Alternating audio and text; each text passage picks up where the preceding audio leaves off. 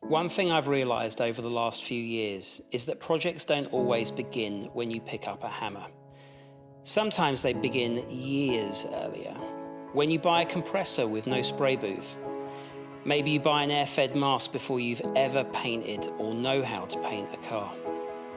A workshop before you know exactly what you're going to build inside it.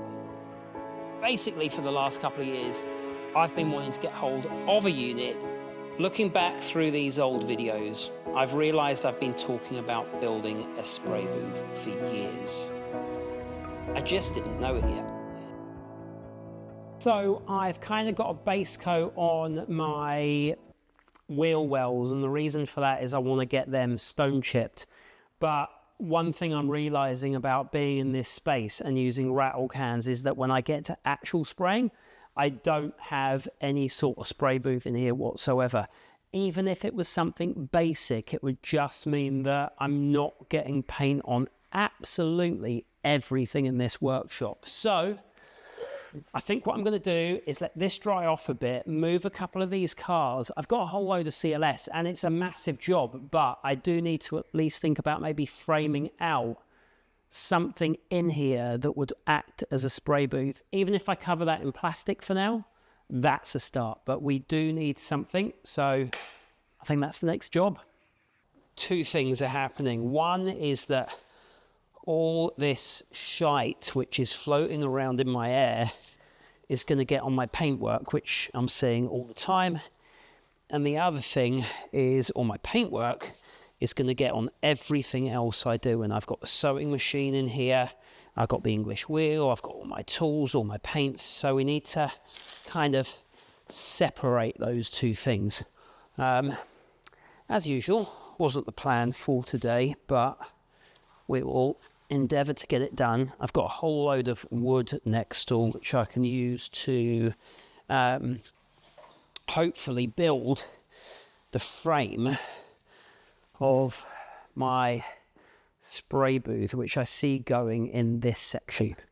Build a full wall up to there, get that framed out, and we're going to use the main beam of the workshop, put a length of wood in the floor, attach those and basically frame that out. And on the front here, we're going to frame it out as well, but here we're only going to come up to probably 2.5 meters so that we've got storage at the top there. What I'll probably do is come over to where the joists come down here. And again, as I say, we'll have that little bit of room up there and essentially build a cabinet here that is big enough not only to do the bonnet for the GT6 and the Mini, but also things like the Defenders. At the moment, I've framed out most of my first wall. I've got to put my little butts up in between to get that kind of shored up. And then tomorrow I'll be cladding the inside of this in OSB, 9 or 12 mil. No, 9 or 11 mil. 11 mil? I think 11 mil. That'll give it a bit more strength, and we're going to paint the entire of this booth white. And what that'll mean is when we're spraying, we get a lot of bounce back on the light that will make spraying easier. Next step will be putting a ceiling on the booth. So we're going to run across from the bottom of the roof beams over there in a straight line. And what that will mean is we've probably got a 2.5 foot drop there going to nothing. And that space will just be for storage, for panels, for other stuff. Awesome. Just popped in these little bits of wood to sturdy everything up.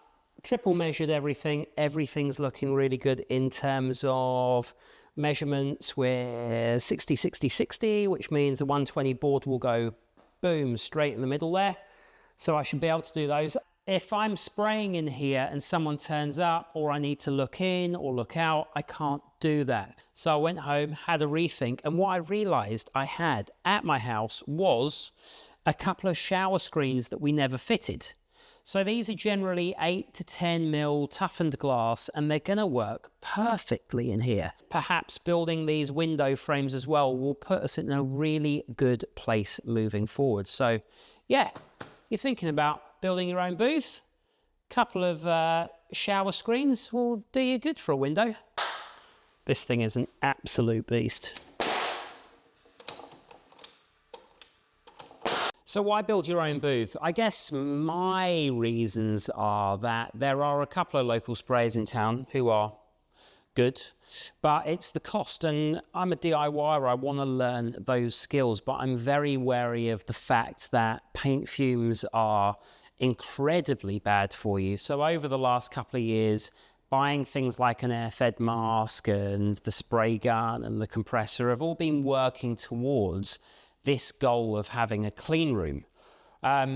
We're going to be dictated on the build by the size of the space we have. So I'm using about a quarter of my workshop, which is 6 meters by about 3.5, and we're going to go 240 tall. I'm not using the full height of the space that I have in the workshop for a couple of reasons. One is to keep as much contamination out as possible. And the second is the smaller the space that we can contain, it means we can have better airflow within that. And throughout this video, we'll talk about other things like intake, extraction. From all of my research, it's airflow that dictates having a really good booth as opposed to lighting or just building a box. So the aim is to have a DIY clean space spray booth, but essentially we'll be moving it slightly more towards semi-professional, I guess, by putting in those extra things. So I was feeling really good about things, and then I came back in today and we've been flying. Like, the booth is looking good. We've now got the back wall absolutely nailed as well.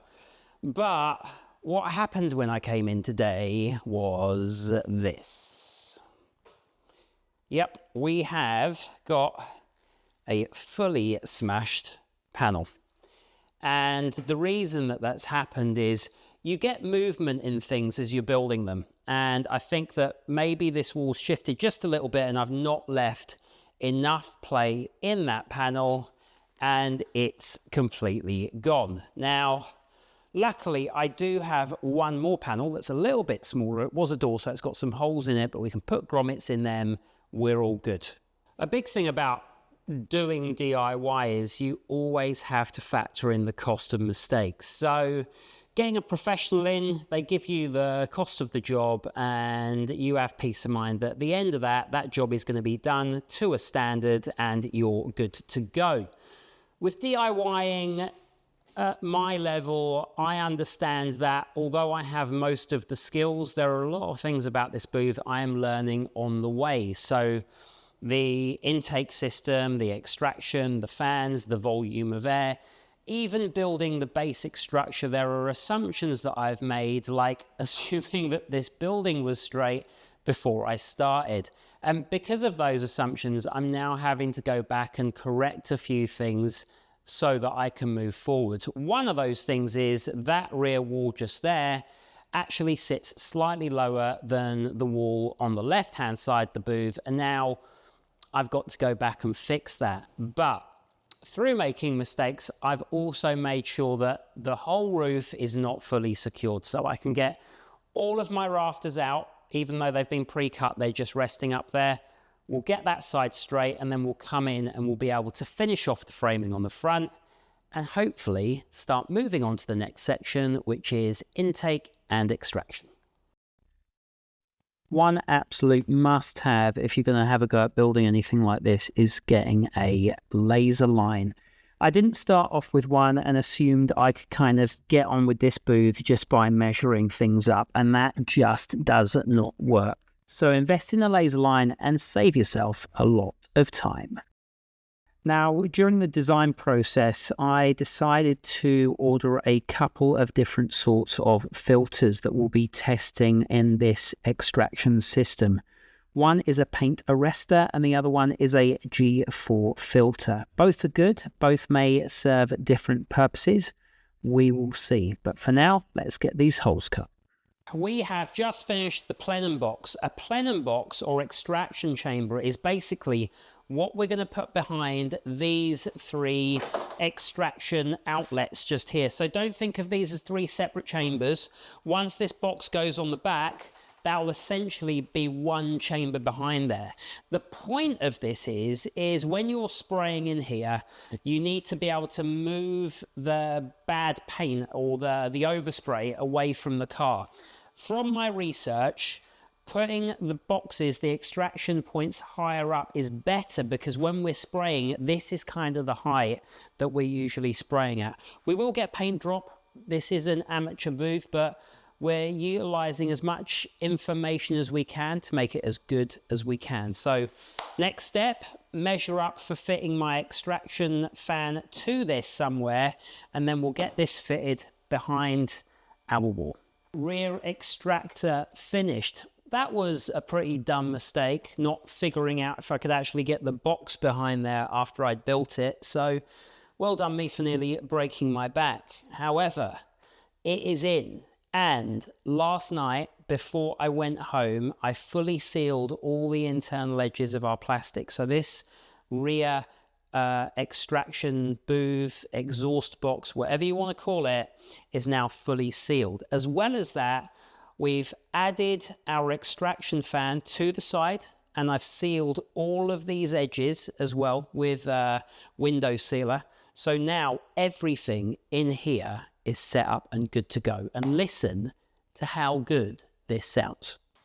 That's got some serious sucking power. So the next step was to kind of figure out how we're going to fit our filters. And on here we've got paint arrestor going on. Essentially what we've done is taken some steel meshed wire sheet that I had lying around, again, in my garden for 5 years, galvanized, cut a section small enough to go on here. And then we're going to fit in our arrestor foam over the top, and hopefully just the suck from the fan will mean all of that stays in place. And I'll overcut it slightly as well to make sure that's good to go. But let's get some of that in and see how it looks. And the point of this is to catch all of the paint that's going to be sucked out the booth. If I was to allow just my fan to do its job without this, I'd very, very quickly clog up that fan and be spraying paint everywhere anyway. So this is one of those really important things that you need to fit into a booth to make sure that you're catching all of that overspray that is trying to escape into your garage. So that's the first one done, looking pretty good and working just the way that I thought it would. Happy days. Now, one thing I've learned over the last, 6-7 years of having a YouTube channel and trying to start and finish projects is that friction is such a massive killer of getting things finished.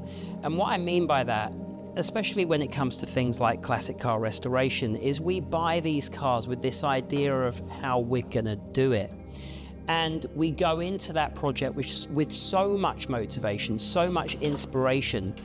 And inevitably what happens is we start to hit hurdles, and they can be hurdles of knowledge or skill or space or tidiness or finances.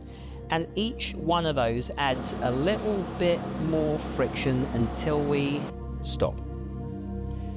So even though I feel like the last couple of weeks I haven't been able to get on my cars and work on them, this distraction was a good one, because we've removed a massive bit of friction from that process in terms of getting these cars back on the road, and I will have a fully working spray booth.